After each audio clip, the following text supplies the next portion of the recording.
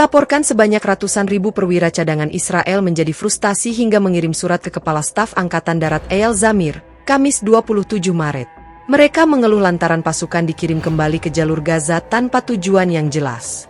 Tertulis dalam surat itu, ratusan ribu perwira tersebut menuntut Zamir agar menentukan tujuan melanjutkan perang di Gaza beserta jadwalnya. Media penyiaran Israel, Kan, menyebut surat permintaan itu merupakan hal yang tidak biasa.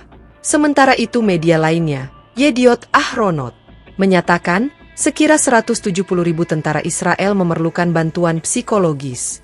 Hal itu dialami mereka seusai menjalani dinas militer selama berbulan-bulan.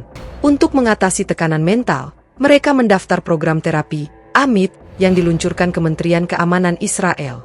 Namun sayangnya Israel kekurangan terapis untuk program itu.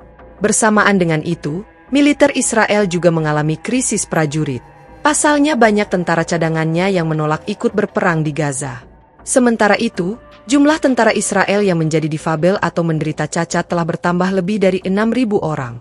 Sebanyak 14.700 tentara dan aparat keamanan Israel dilaporkan terluka sejak perang di Gaza dan Lebanon meletus.